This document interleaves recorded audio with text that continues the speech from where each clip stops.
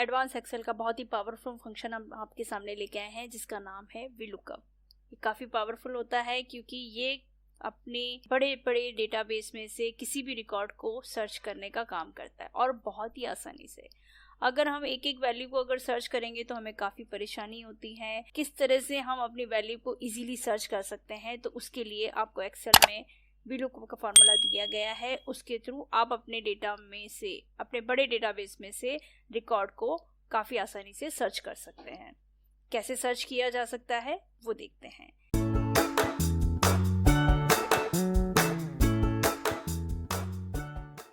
सबसे पहले VLOOKUP की कुछ कंडीशन है वो देख लेते हैं। VLOOKUP की सबसे पहली कंडीशन जो ये होती है वो ये होती है कि VLOOKUP वैल्यू जो है वो हमेशा फर्स्ट कॉलम में ही रहती है, दूसरी तीसरी चौथी में नहीं रहती है। सबसे पहले कॉलम में VLOOKUP वैल्यू होनी चाहिए। तो सबसे पहले अगर कॉलम में VLOOKUP वैल्यू है, वैल्यू वो ढूंढता है, वैल्यू उसको सर्च कर लेता है, उसके बाद वो उसी की राइट साइड में आता है। यानी कभी भी VLOOKUP राइट से लेफ्ट की तरफ नहीं जाता है बल्कि लेफ्ट से राइट की तरफ जाता है। सबसे पहले वो VLOOKUP यानी वर्टिकली डेटा को सर्च करता है। जैसे हमने यहाँ पे आईडी नंबर लिखा है, तो जो आईडी नंबर हमने लिखा है उस आईडी नंबर को वो सर्च करेगा, फिर उसको वो राइट की तरफ जाके उस वैल्यू को सर्च करेगा जो आप चाहते हैं। इसको कैसे यूज में लेते हैं वो देखते हैं। तो देखिए हमारे पास एक टेबल है, इसमें हमने आईडी नंबर के हिसाब से उसका रिकॉर्ड सारा लिखा हुआ है, उसका नेम, उसका सेल्स अलग अलग ईयर में कितना किया है और टोटल उसका कितना हुआ, ये सारी जानकारी हमें लेनी है। तो सबसे पहले हमने यहाँ पे आईडी नंबर और सेल्स लिया है। हम ये जानना चाहते हैं किसी पर्टिकुलर आईडी का कितना सेल हुआ है। तो हमें यहाँ पे VLOOKUP का फॉर्मूला यूज करना है। VLOOKUP लिखा हमने। सबसे पहले जो पूछा जा रहा है VLOOKUP वैल्यू, जैसा हमने बात किया था कि VLOOKUP वैल्यू हमेशा फर्स्ट कॉलम में होनी चाहिए। तो हमारे पास आईडी नंबर है जो फर्स्ट कॉलम में है, हम उसी के आधार पे उसकी डिटेल सर्च कर रहे हैं। तो आईडी नंबर वाला हमने सेलेक्ट किया, यानी ये हमने यहाँ पे कॉपी किया हुआ है। उसके बाद है दूसरा टेबल अरे। टेबल अरे यानी आपको ये जो वैल्यू दे रखी है VLOOKUP वैल्यू आपने कहाँ पे लिखी हुई है, इस टेबल में लिखी हुई। इस टेबल में से आपको इस आईडी के अकॉर्डिंग क्या जानकारी चाहिए, तो हमें यहाँ पे लेना पड़ेगा टेबल अरे। उसके बाद कॉलम इंडेक्स नंबर, यानी आप इसमें से क्या जानकारी चाहते हैं। आप चाहते हैं टोटल पता चले, आप चाहते हैं उसका सेल्स 2016 में उसने कितना किया, आप ये चाहते हैं कि 2017 में कितना किया, या आप ये जानना चाहते हैं कि उसका नाम क्या है। तो आपको वही कॉलम उसके साथ उसको देना है। तो यहाँ पे हमारे पास टोटल का जो कॉलम है वो है 6, ये हमने ले लिया 6। उसके बाद नेक्स्ट जो देना है, यहाँ पे देखो दो चीजें आपको दी गई है, एक तो अप्रोक्सी मैच और एग्जैक्ट मैच, ये दो चीज दे रखी है। अभी हम यहाँ पे लेंगे एग्जैक्ट मैच के लिए 0 किया। अभी एरर आ रही है, रीजन ये है क्योंकि ये ब्लैंक है। हम यहाँ पे कोई वैल्यू डाल दें, जैसे हम ये जानना चाहते हैं कि आईडी नंबर जो 1200 है उसका टोटल कितना है। ये हमने कॉपी करके और यहाँ पे पेस्ट कर दिया, बता दिया उसने 5600 उसका टोटल हुआ है। इस तरह से हम कोई भी जानकारी चाहते हैं। तो अभी इसने क्या सर्च किया, पहले इसने आईडी नंबर को सर्च किया। VLOOKUP ने क्या किया, VLOOKUP वैल्यू पता करी पहले कि इस टेबल में वो VLOOKUP वैल्यू कहाँ है, तो उसने उस VLOOKUP वैल्यू को सर्च कर लिया। फिर इस VLOOKUP वैल्यू के आधार पे आपने जो चाहा कि उसका टोटल पता चल जाए, तो उसने हॉरिजेंटली जाके उसको भी पता कर लिया कि उसका टोटल कितना है, 5600 है। यानी तीनों सालों का अगर रिकॉर्ड उसका देखें तो टोटल उसका इतना बना है सेल्स का। अब 2017 का भी हम जानना चाहते हैं, तो हमने 17 का कॉपी पेस्ट कर लिया है। अब हम यहाँ पे टाइप करते हैं VLOOKUP फॉर्मूला। यहाँ पे VLOOKUP वैल्यू पूछा जा रहा है। VLOOKUP वैल्यू ये हमने आईडी नंबर ले लिया है। उसके बाद है टेबल अरे, ये हमने लिया टेबल अरे।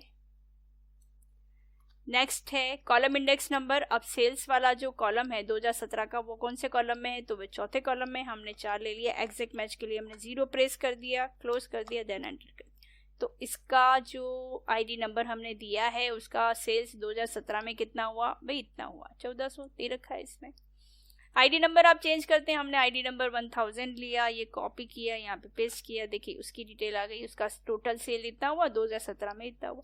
इस तरह से आप और भी कोई भी जानकारी चाहते हैं तो इसी तरह से VLOOKUP फॉर्मूले में आप उसकी जानकारी ले सकते हैं।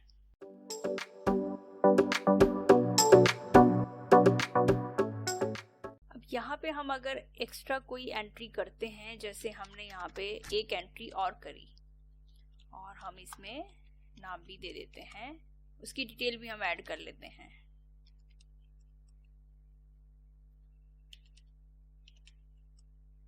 अब ये एक एंट्री हमने और कर ली है। अब यहाँ पे अगर हम आईडी नंबर चेंज करते हैं, हमने कहाँ तक फॉर्मूले में रेंज सेलेक्ट करी थी, वो हमने A1 से लेकर F7 तक, यानी यही तक रेंज हमारी सेलेक्ट है, यानी ये रेंज हमारी सेलेक्टेड थी जो हमने फॉर्मूला यूज करते समय ली।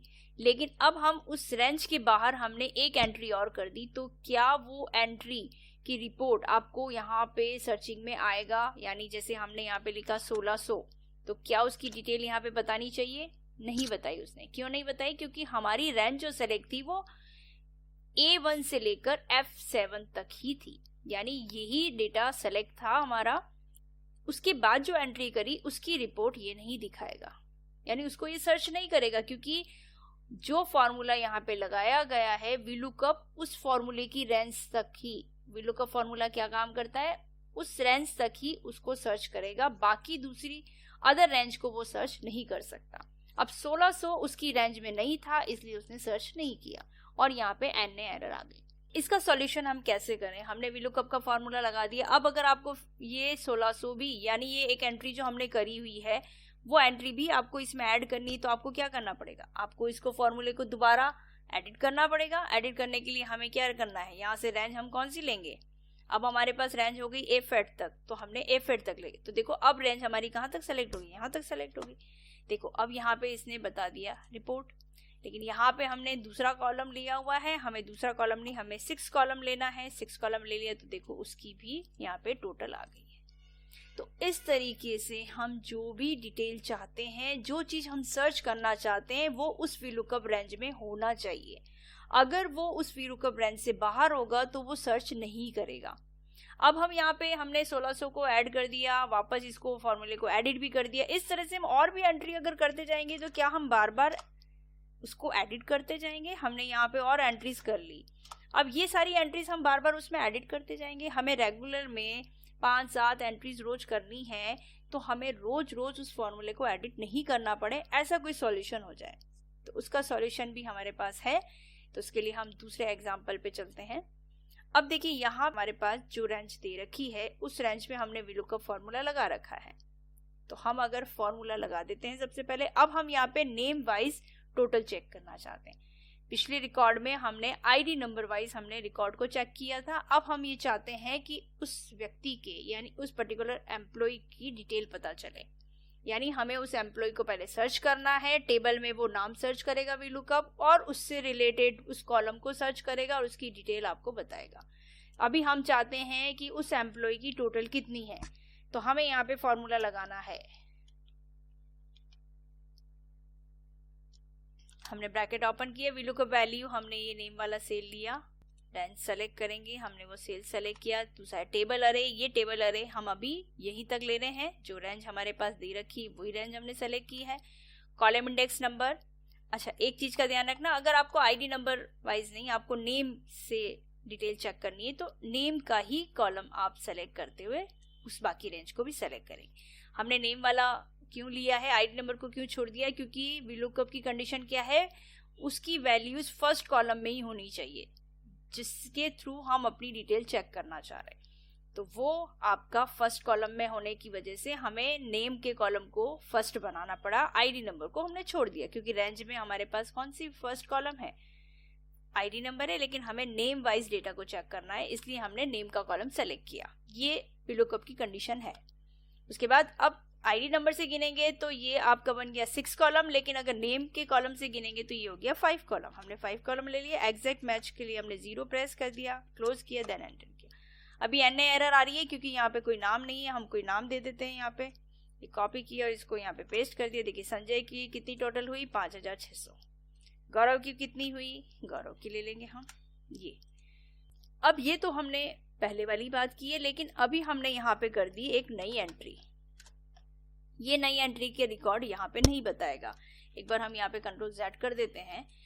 इसका तरीका बताते हैं कि इस रेंज के अलावा भी आप कोई और रेंज तैयार कर रहे हैं, यानी और डिटेल उसमें ऐड कर रहे हैं, तो वो भी आपको VLOOKUP में किसी भी तरह से फॉर्मूला में एडिट करने की जरूरत नहीं है। आप जैसे यहाँ पे एंट्रीज करते जाओगे VLOOKUP आपको आंसर बताता जाएगा। कैसे करेगा? तो उसके लिए हमें क्या करना है, होम टैब के अंदर ये फॉर्मूला इस टेबल वाला ऑप्शन दे रखा है, हमें यहाँ से कोई भी एक फॉर्मेट चेंज कर लेना है। हमने ये फॉर्मेट चेंज कर लिया, ओके कर दिया। तो देखिए यहाँ पे ये फॉर्मेट हमने ले लिया है। अब इस फॉर्मेट टेबल से हमें अपनी डिटेल जो भी बनानी है वो हम बना सकते हैं। तो अब यहाँ पे हम VLOOKUP का फॉर्मूला यूज करते हैं। VLOOKUP लिया, VLOOKUP वैल्यू, ये नेम वाला सेल सेलेक्ट किया। दूसरा टेबल अरे, हमने नेम के कॉलम से ही टेबल को सेलेक्ट किया है। उसके बाद पूछा जा रहा है कॉलम इंडेक्स नंबर। अब नेम के अकॉर्डिंग कॉलम इंडेक्स नंबर हो गया 5, एग्जैक्ट मैच के लिए 0, देन क्लोज, देन एंटर। अभी गौरव का रिपोर्ट आ रहा है। जो भी रेंज में जो इसमें दे रखा है टेबल में वो सारा आपको दिखाई देगा, उसकी सारी डिटेल आपको पता चलेगी। लेकिन नई एंट्री अगर हमें करनी है, हमने यहाँ पे एक नई एंट्री करी, ये हम यहाँ पे नई एंट्री करते हैं, इसका भी हम कोड डाल देते हैं इसमें। तो अब अगर हम ये हीना का नाम यहाँ पे कॉपी पेस्ट करते हैं तो देखिए हीना की भी रिपोर्ट आ रही है। और एंट्री करनी हो और एंट्री कर देते हैं हम, ये देखिए। इससे आपको आपका फॉर्मूला एडिट करने की जरूरत नहीं पड़ेगी, ये सारा रिकॉर्ड अपने आप ले लेगा। ये हमने इसकी भी रिकॉर्ड डाल दिया। अब ये विभा का भी ले लेते हैं हम, विभा को भी कॉपी पेस्ट करते हैं, ये देखिए विभा की भी डिटेल आ गई। यानी VLOOKUP फार्मूला आप एक बार लगा लेते हैं, उसको डायनेमिक कैसे बनाते हैं, उसको डायनेमिक बनाने के लिए आपको फॉर्मेट एज टेबल को यूज कर लेना है, ताकि आप एंट्रीज और 1 बाय 1 करते जाएंगे। आप फॉर्मूला को एडिट नहीं करना चाहते हैं तो ये वाला ऑप्शन आप चूज कर सकते हैं। और नेचुरल सी बात है, हमारे पास टेबल रेगुलरली अगर बढ़ती जाती है, हमने एंट्रीज और रेगुलर करनी है, तो VLOOKUP को बार बार हमें यूज ना करना पड़े। इसके लिए आप उसको फॉर्मेट एज टेबल में यूज करके फिर अपना फॉर्मूला लगाइए। तो इस तरह से हम डायनेमिक उसको बना सकते हैं VLOOKUP को।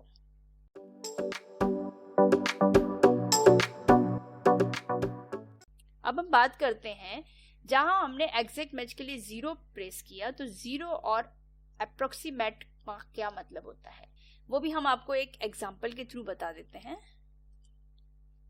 देखिए यहाँ पे हमारे पास स्टूडेंट के कुछ रोल नंबर है और यहाँ पे दे रखे हैं रूम नंबर, यानी 4 रोल नंबर से लेकर 20 रोल नंबर तक का स्टूडेंट जो है वो 50 रूम नंबर में बैठेगा। 21 से लेकर 30 तक के रोल नंबर वाले 36 रूम नंबर में, 31 से लेकर 40 तक से 89 वाले रूम नंबर में बैठेंगे, और 41 से लेकर 50 तक 42 वाले रूम नंबर में बैठेंगे। अब इन दोनों का क्या यूज है वो अपन देख रहे हैं। 0 का यूज हमने एग्जैक्ट मैच अभी देखा था, हम अप्रोक्सीमेट का भी मतलब देख लेते हैं। तो यहाँ पे हम सिंपल वही फॉर्मूला यूज करते हैं, इक्वल टू किया, VLOOKUP का फॉर्मूला लगाया। देखिए यहाँ पे हमारे पास रेंज में क्या दे रखा है, स्टूडेंट है, स्टूडेंट के रोल नंबर है, रोल नंबर, ये पर्टिकुलर रोल नंबर कौन से रूम नंबर में बैठेंगे, ये पर्टिकुलर रोल नंबर कौन से रूम नंबर में बैठेंगे, ये डिटेल हमें VLOOKUP में ऐड करवानी है। हमने VLOOKUP वैल्यू में लिया ये स्टूडेंट रोल नंबर, उसके बाद टेबल अरे, ये टेबल अरे, कॉलम इंडेक्स नंबर 2, ये हमने 2 लिया। तो एग्जैक्ट मैच के लिए हम यहाँ पे 0 प्रेस करते हैं। 0 और 1 का दोनों का मतलब हम देख लेते हैं। अभी हमने एग्जैक्ट मैच किया 0, यहाँ पे हमने अभी रोल नंबर लिख दिया। रोल नंबर 21 से लेकर 30 तक कौन से रूम नंबर में बैठेंगे वो हमें VLOOKUP बता देगा। यहाँ पे हमने कर दिया कॉपी पेस्ट। तो देखिए यहाँ पे 21 रोल नंबर से लेकर 30 तक के जो रोल नंबर है वो रूम नंबर 36 में बैठेंगे। अगर हम इस रेंज में 0 एग्जैक्ट मैच का मतलब ये होता है कि इस रेंज में, यानी जो VLOOKUP की रेंज आप जो सेलेक्ट कर रहे हैं, VLOOKUP वैल्यू में जो आप दे रहे हैं वो उस रेंज में होना चाहिए। अगर वो उस रेंज में नहीं है तो यहाँ पे आपको वो क्या बताएगा देख लेते हैं। हम यहाँ पे कुछ चेंज कर देते हैं। हमने यहाँ पे कर दिया चेंज 51 से लेकर 60 रोल नंबर वाले, तो यहाँ पे देखिए एरर आ जाती है। एरर इसलिए आई है क्योंकि ये वैल्यू जो है, जो हमने VLOOKUP वैल्यू यूज की है वो उस रेंज में नहीं है। तो एग्जैक्ट मैच करने से मतलब ये होगा कि अगर आपने एग्जैक्ट मैच किया है, एग्जैक्ट मैच का मतलब यही होता है कि उस रेंज में उस वैल्यू का होना जरूरी होता है जो VLOOKUP वैल्यू हम ले रहे हैं। और अगर हम यहाँ पे 1 प्रेस कर देते हैं, हम यहाँ पे इसको क्या बना रहे हैं, अप्रोक्सीमेट, कि देखो लास्ट वाली जो रेंज थी इसने वही आपको बता दी है जो रेंज में लास्ट है। अब अगर हम यहाँ पे चेंज करेंगे जो इसमें है, जैसे हमने यहाँ पे जो वैल्यू दे रखी है, इस रेंज में जो वैल्यू है वो हम यहाँ पे ले लेते हैं। तो VLOOKUP वैल्यू यानी यहाँ पे वो सही मैच कर रहा है, लेकिन हम इसको अगर कोई दूसरा नंबर यहाँ पे दे देते हैं, हमने यहाँ पे दिया, देखिए यहाँ पे हम नंबर चेंज कर देते हैं, यानी रोल नंबर जो है हमारे पास अब जो दे रखा है वो हम चेंज कर देते हैं। हमने यहाँ पे किया 61 to 70 रोल नंबर वाले कहाँ मिलेंगे, तो जो इस रेंज में सबसे लास्ट वाला जो नंबर था उसको इसने ले लिया है। वो किस में ले लिया है, अप्रोक्सीमेट। लेकिन 0 अगर एग्जैक्ट मैच हम करते हैं तो यहाँ पे वो आपको बता देगा एरर, क्योंकि उस रेंज में वो नहीं है। इसलिए ऑलमोस्ट हम 0 एग्जैक्ट मैच को ही यूज करते हैं VLOOKUP में, लेकिन अप्रोक्सीमेट क्या होता है वो भी हमने समझ लिया। चलिए आगे इसके देखते हैं हम, और एक एग्जाम्पल हम और इसका समझते हैं। बैंक ट्रांजैक्शन रिपोर्ट हमें देनी है। ये हमारे पास अकाउंट नंबर है, नेम है और बैंक का नाम है, अमाउंट है, होल्डर नेम है। हम ये पता करना चाहते हैं कि किसी एम्प्लॉय का कौन सा बैंक है। हमारे पास कुछ एम्प्लॉयज जो काम करते हैं उनके सबकी बैंक की डिटेल हमारे पास है। अब डिटेल हमें ये पता करना है कि पर्टिकुलर जो एम्प्लॉय है वो किस बैंक से रिलेटेड है, उसका बैंक का अकाउंट जो है वो किस बैंक में है। तो ये हम जानकारी चाहते हैं, तो हमें यहाँ पे फॉर्मूला लगाना है VLOOKUP वैल्यू। नेम के अकॉर्डिंग आप चाहते हैं तो आपको टेबल अरे में नेम से ही उसको सेलेक्ट करना है। उसके बाद हम लेंगे column index number. Column index number हम ये चाहते हैं कि उस पर्टिकुलर एम्प्लॉय का बैंक का पता चले कि वो किस बैंक से रिलेटेड है। तो कॉलम नंबर हम लेंगे 2, क्योंकि हमने रेंज यहाँ से सेलेक्ट की है तो VLOOKUP रेंज यहाँ से बनी है हमारी, ये ध्यान रखिएगा।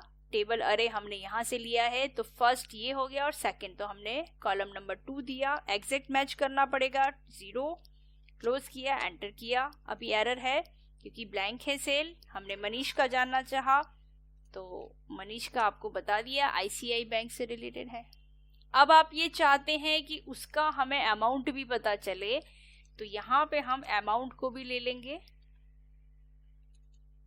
अब हमें इस VLOOKUP में इसको भी ऐड करना है, VLOOKUP वैल्यू फिर टेबल अरे, उसके बाद column index number 3, then exact match 0, close, enter.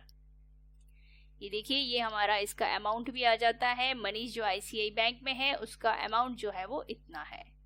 Comma style को आप यूज करना चाहें तो कॉमा स्टाइल को आप यूज कर सकते हैं। इस तरह से आपको वो अमाउंट पढ़ने में इजी रहेगा। और अगर हमें अकाउंट नंबर वाइज हमें डिटेल चेक करनी है तो हम अकाउंट नंबर को ले सकते हैं। अकाउंट नंबर के साथ आपको क्या पता करना है वो रिपोर्ट आप ले सकते हैं। हमें उस अकाउंट नंबर के हिसाब से उसका होल्डर नेम पता करना है कि इस अकाउंट का होल्डर नेम क्या है। तो हम यहाँ पे इसी को कॉपी पेस्ट कर दिया हमने। यहाँ पे हम फॉर्मूला लगाएंगे VLOOKUP। अब आपको VLOOKUP वैल्यू लेनी है अकाउंट नंबर। दूसरी चीज पूछी जा रही है वो है टेबल अरे। ये अब टेबल हम पूरी सेलेक्ट करेंगे, अकाउंट नंबर से लेंगे। उसके बाद होल्डर नेम वाला कॉलम कौन से नंबर पे है, तो यहाँ पे है वो 5 नंबर पे, हमने लिया 5 नंबर। एग्जैक्ट मैच के लिए हमने किया 0, इसको कर दिया क्लोज, देन एंटर। एरर आ रही है, अभी कोई अकाउंट नंबर हम ले लेते हैं या रैंडमली कोई भी अकाउंट नंबर हमने डाल दिए हैं।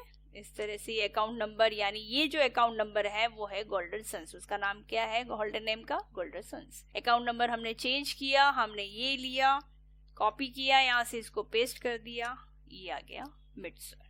तो इस तरह से हम अपनी डिटेल अगर देखना चाहें तो VLOOKUP से हम अपनी डिटेल्स रिपोर्ट चेक कर सकते हैं, उसको सर्च कर सकते हैं। बस यही ध्यान रखना है VLOOKUP की रेंज में जो VLOOKUP वैल्यू आप सर्च करना चाहते हैं वो उसमें होना जरूरी है।